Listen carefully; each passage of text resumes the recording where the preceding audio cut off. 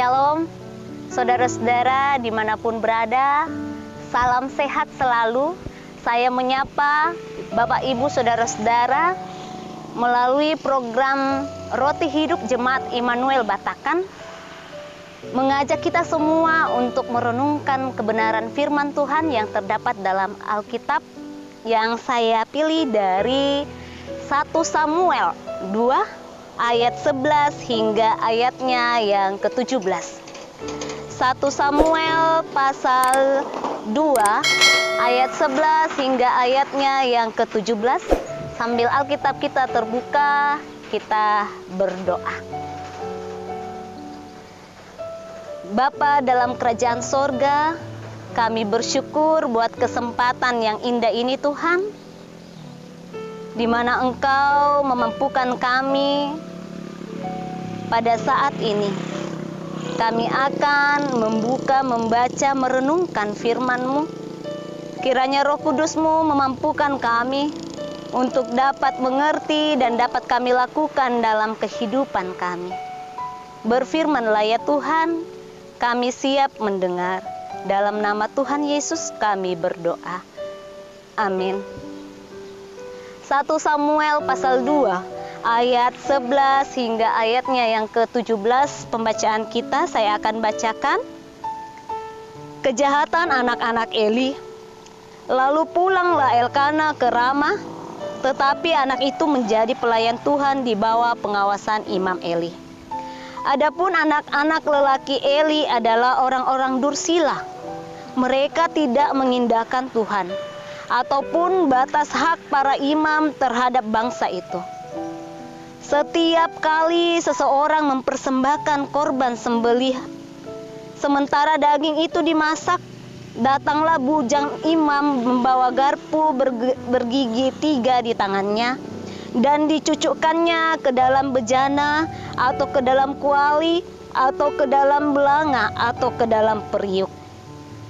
Segala yang ditarik dengan garpu itu ke atas, diambil imam itu untuk dirinya sendiri. Dengan demikian mereka memperlakukan semua orang Israel yang datang ke sana, ke Silo. Bahkan sebelum lemaknya dibakar, bujang imam itu datang lalu berkata kepada orang yang mempersembahkan korban itu, "Berikanlah daging kepada imam untuk dipanggang, sebab ia tidak mau menerima daripadamu daging yang dimasak, hanya yang mentah saja." Apabila orang itu menjawab, "Bukankah lemak itu harus dibakar dahulu, kemudian barulah ambil bagianmu sesuka hatimu?" Maka berkatalah ia kepada orang itu, "Sekarang juga harus kau berikan, kalau tidak aku akan mengambilnya dengan kekerasan." Dengan demikian sangat besarlah dosa kedua orang muda itu di hadapan Tuhan, sebab mereka memandang rendah korban untuk Tuhan. Saudara-saudara yang sama-sama dikasihi Tuhan, dalam pembacaan kita pada saat ini diberi suatu tema, tenggelam di bawah dosa. Tenggelam di bawah dosa. Berbicara mengenai dosa Bapak Ibu saudara-saudara, dosa merupakan bentuk pelanggaran terhadap hukum Tuhan. Setiap orang yang tidak mematuhi aturan-aturan atau ketetapan Tuhan, maka ia akan berdosa. Dosa adalah bentuk dari sikap manusia yang melakukan kegagalan, yang melakukan kekeliruan, yang melakukan kesalahan, pelanggaran, tidak menaati hukum dan ketidakadilan. Semua pola hidup manusia yang tidak bertentangan dengan kehendak Tuhan, itu adalah dosa. Dalam pembacaan kita pada saat ini mengungkapkan kehidupan anak-anak Imam Eli, yang dimana tidak lagi mengindahkan ketetapan atau perintah Tuhan. Sangat jelas Bapak Ibu saudara-saudara ayat yang ke-12 dalam pembacaan kita. Adapun anak-anak lelaki Eli adalah orang-orang dursila. mereka tidak mengindahkan Tuhan. Ketika umat Tuhan mempersembahkan korban kepada Tuhan, anak-anak Eli melakukan perampasan. Anak-anak Eli melakukan kekerasan dan bahkan mengambil secara paksa persembahan tersebut. Kita tahu nama dari kedua anak lelaki Imam Eli, yaitu Ofni dan Pinehas, yang menjadi imam Tuhan di Silo pada waktu itu. Kita bisa baca dalam 1 Samuel pasal 1 ayat yang ketiga. Orang itu dari tahun ke tahun pergi meninggalkan kota untuk sujud menyembah dan mempersembahkan korban kepada Tuhan semesta alam di Silo. Di sana yang menjadi imam Tuhan ialah kedua anak Eli, Ofni dan Pinehas. Anak dari Imam Eli sangat memandang rendah persembahan korban untuk Tuhan. Ayat 17 pembacaan kita dikatakan, dengan demikian sangat besarlah dosa kedua orang muda itu di hadapan Tuhan, sebab mereka memandang rendah korban untuk Tuhan.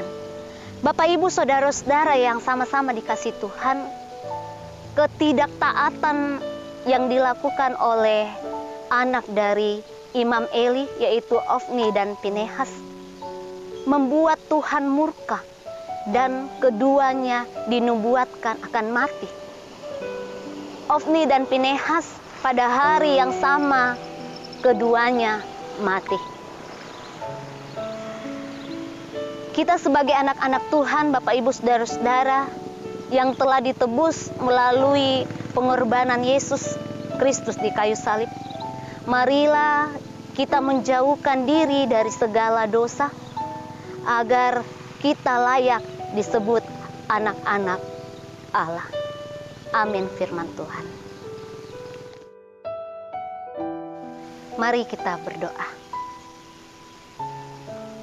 Allah Bapa dalam kerajaan sorga, kami bersyukur dan berterima kasih buat firman-Mu yang sudah kami renungkan di hari ini, di mana firman-Mu Tuhan mengajarkan kami untuk terus memberikan yang terbaik buat Tuhan. Ajar kami untuk selalu menuruti kehendak Tuhan dalam kehidupan kami. Ajar kami Tuhan untuk memberikan yang terbaik buat Tuhan. Ke dalam tangan-Mu kami serahkan kehidupan jemaat Tuhan dimanapun berada, dalam situasi dan kondisi saat ini, di mana bangsa kami dilanda oleh virus COVID-19. Kiranya itu tidak menghalangi kami Tuhan untuk merenungkan firman-Mu. Kiranya itu tidak menghalangi kami mendekatkan diri kepada Tuhan.